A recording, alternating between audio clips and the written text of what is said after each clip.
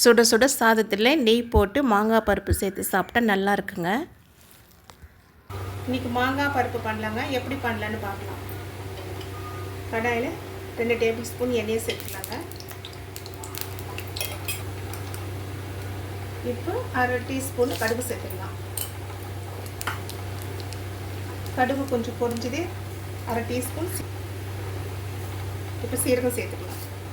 3 காஞ்ச மிளகாய் 2 கிள்ளி வச்சுருக்கோங்க, அதையும் சேர்த்துக்கலாம். இப்போ 5 பல்லு பூண்டு இடித்து சேர்த்துடலாம்.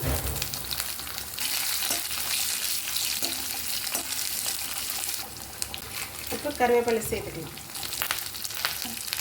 இப்போ ஒரு பெரிய வெங்காயம் கட் பண்ணி வச்சுருக்கோங்க, இந்த அளவுக்கு இதையும் சேர்த்துக்கலாம்.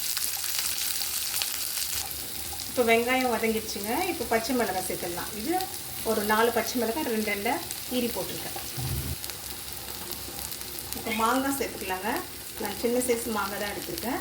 புளிப்புக்கு ஏற்ற போல் நீங்கள் போட்டுக்கலாம். புளிப்பு அதிகமாக வேணுமானா பெரிய மாங்காய் சேர்த்துக்கலாம். புளிப்பு கம்மியாக சாப்பிட்றவங்கள சின்ன மாங்காய் சேர்த்துக்கலாம்.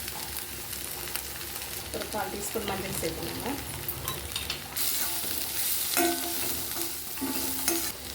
இப்போ மாங்காய் சேர்த்த பிறகு ஒரு 3 நிமிஷம் வதக்கி விட்டுட்டு கொஞ்சம் தண்ணி சேர்த்து அது சாஃப்டாக ஆகிற வரைக்கும் வேக வைக்கலாங்க, மூடி போட்டு.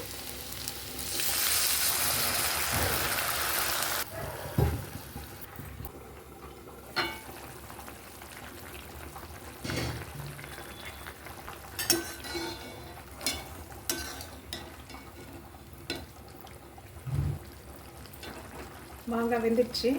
இப்போ பருப்பு சேர்த்துடலாம்.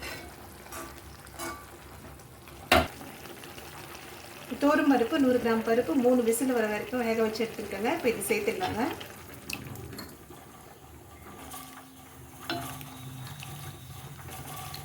இப்போ உப்பு சேர்த்துடலாம் தேவையான அளவு. பெருங்காயம் சேர்த்துடலாம். ஒரு 5 நிமிஷம் மீடியம் ஃப்ளேமில் வச்சு ஸ்டவ் ஆஃப் பண்ணிட்டோம்னாங்க. மாங்காய் பருப்பு வெந்துடுச்சுங்க. இப்போ நம்ம ஸ்டவ் ஆஃப் பண்ணிடலாம்.